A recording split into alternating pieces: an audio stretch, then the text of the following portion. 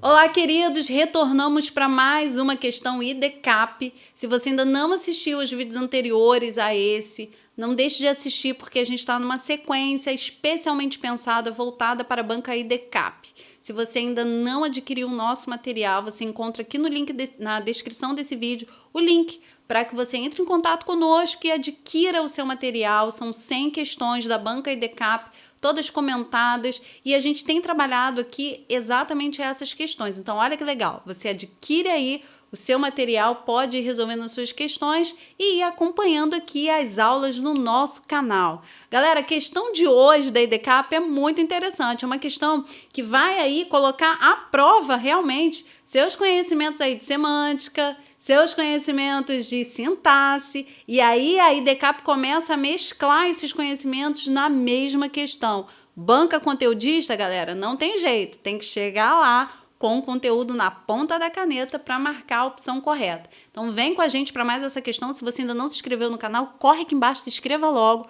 porque aqui a gente está num ritmo frenético de preparação IDCAP e você não pode ficar de fora.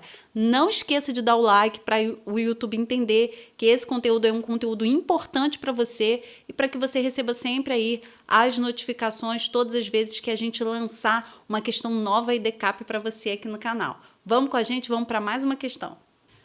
Então, olha só, pessoal, questão é essa, muito interessante da IDCAP. Ela vai mesclar aqui uma necessidade que você tem de aplicar um conhecimento sintático e um conhecimento semântico, ou seja, um conhecimento sobre os termos oracionais, aqueles termos da oração, e o seu conhecimento semântico sobre as palavras, né, escrita e sentido das palavras. E isso aí a gente tem vídeos aqui no canal muito legais que colocam você bem a par desse assunto, vídeos sobre semântica, a gente tem aqui resolução de questão, tem videoaula voltado para essa área, então se você ainda não assistiu, assista, não deixe de ficar por dentro de tudo que você precisa para resolver uma questão como essa, tá? Então vamos lá, diz o seguinte, ó, Caroline, a melhor bailarina da turma, foi selecionada para dançar no Bolshoi. Assinale a alternativa correta quanto à função na oração do termo destacado. Então, vamos lá. Qual o termo que está destacado, gente? A gente já está vendo aí o termo que está destacado, a melhor bailarina da turma. Esse termo em destaque, ele é uma questão relativamente fácil, né? É uma questão que a gente olha, ó, questão muito fácil.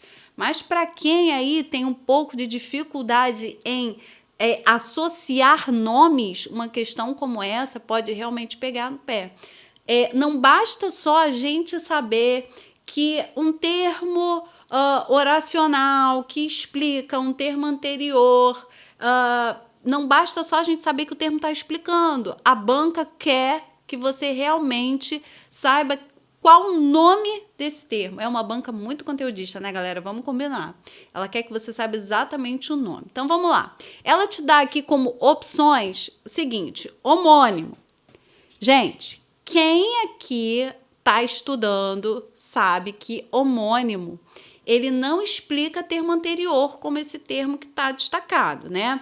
Olha só, a melhor bailarina da turma é quem? É Caroline. Esse termo aqui, que está em destaque, ele está explicando um termo anterior, tá? O que é homônimo, gente? Homônimo tem alguma coisa a ver com um termo da oração que explica um outro termo? Não. O homônimo, ele é da área, é um conhecimento da área da semântica. E o homônimo, ele tem muito a ver com a grafia das palavras, né? Na verdade, é uma ortografia semântica. O que acontece? Existem palavras que são muito semelhantes na escrita e na pronúncia. E tem palavras que são exatamente iguais, ou na escrita ou na pronúncia, né? E aí a gente está falando dos homônimos. São aquelas palavras que são iguais, seja na escrita ou seja, na pronúncia, em uma dessas duas aí, elas são iguais. Só que elas têm sentidos semelhantes, sentidos diferentes. Por exemplo, quando eu falo na palavra caminho, por exemplo, ó, caminho, eu posso ter um caminho que seja um caminho substantivo, que vai dar nome, ó, substantivo, dá nome. Dá nome a um trajeto, o caminho, tá? Ou eu posso ter o caminho que vai ser um verbo. E aí, quando eu falo assim, é uma ação, né? A ação de caminhar. Eu caminho. Vocês estão observando que a palavra em si é a mesma coisa, tanto no som quanto na escrita. Isso é um homônimo, só que o sentido delas pode ser completamente diferente dependendo do contexto em que elas estejam. Se eu disser assim, ó, no meu caminho, só eu caminho. Olha isso, ó, no meu caminho, ou seja, na minha estrada, o nome, o substantivo que eu dou, a minha estrada é caminho. No meu caminho, só eu caminho. Só eu pratico a ação de caminhar. Então, você tem aí, ó, duas palavras exatamente iguais, tanto na grafia quanto no som, mas de sentido diferente. Esses são homônimos, tá? Palavras homônimas, palavras que podem ter mesma escrita ou que pode ter o mesmo som, mesmo não tendo a mesma escrita. Por exemplo, no caso de um homônimo, eu posso ter aqui, ó, a palavra acender, ó, e a palavra acender. No som é a mesma coisa, tá? Acender relativo à luz e acender relativo a subir. São duas palavras que o som é semelhante, é o mesmo, mas a escrita não é a mesma.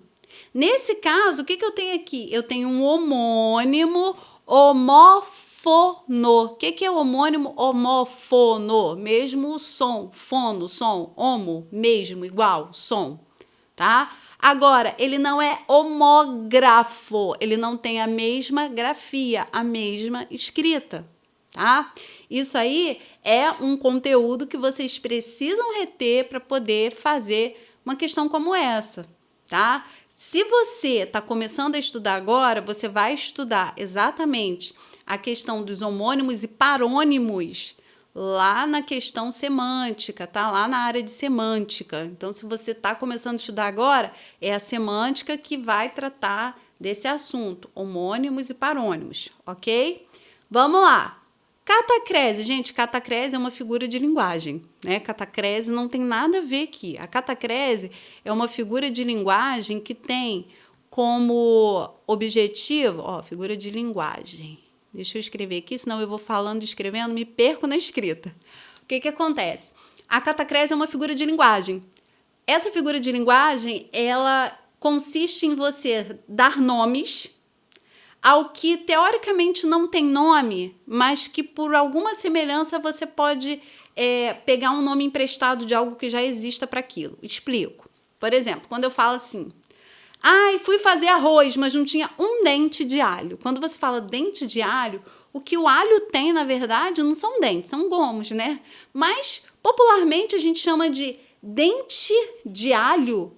Por quê? Porque a gente pegou um nome emprestado, né? Dente lembra dente de alho. Então, dente de alho ficou assim conhecido. Quando você fala assim, ai, a minha xícara mais bonita quebrou a asa, né? A xícara não tem asa, ela tem, na verdade, é uma alça, né? Mas a gente quase nem fala alça da xícara, a gente comumente chama de asa, né? A asa da xícara.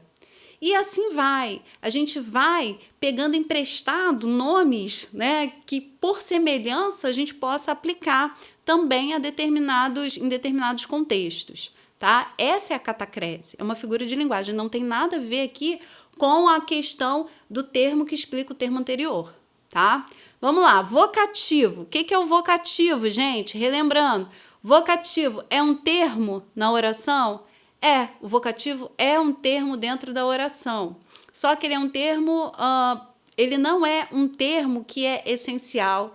Ele é um termo, na verdade, que ele se aplica, né, dentro de um determinado contexto para poder você chamar alguém, como se você estivesse chamando alguém para sua interlocução com você.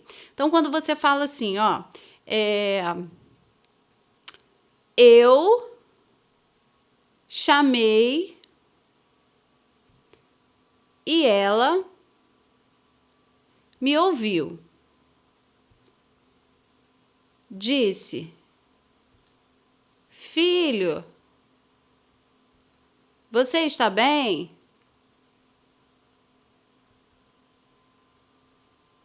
Olha só, Eu chamei e ela me ouviu. Disse, filho, você está bem?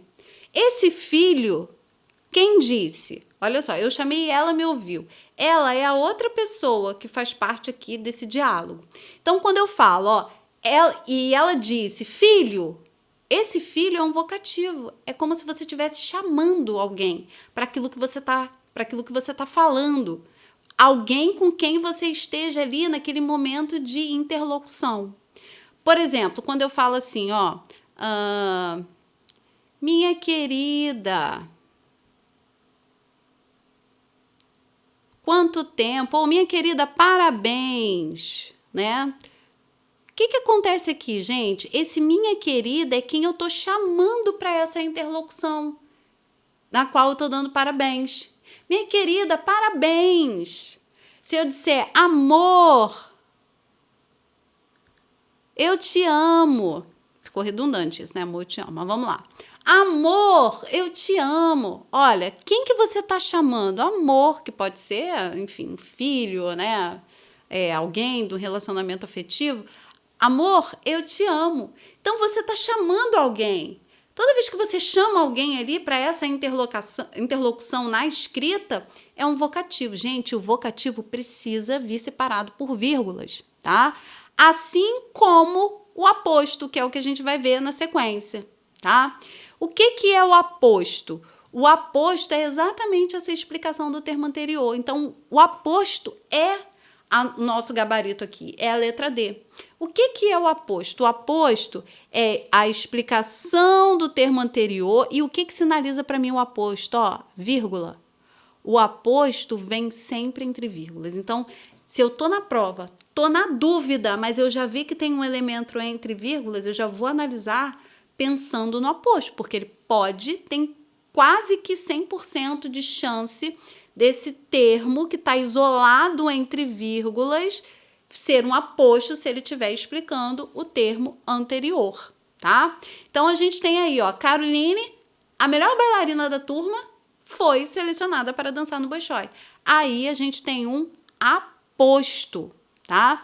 O parônimo, gente, não é, e já entra aqui na explicação, né? O homônimo, se são sons iguais, o parônimo são sons e escritas semelhantes, tá?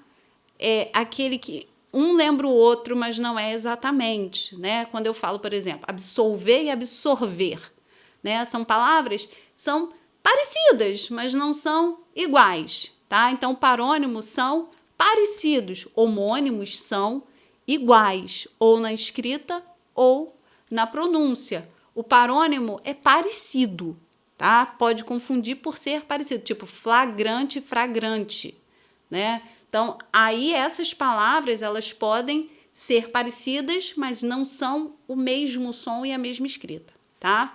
O nosso gabarito, então, aqui, letra D de dado, esse aqui é um termo chamado de aposto, o aposto que explica o termo anterior e vem entre vírgulas. Ok, galera? É isso aí. Ó, é o tempo de beber uma água e a gente já volta para a próxima questão. Eu aguardo vocês aqui, não demora não, hein? Tchau, tchau.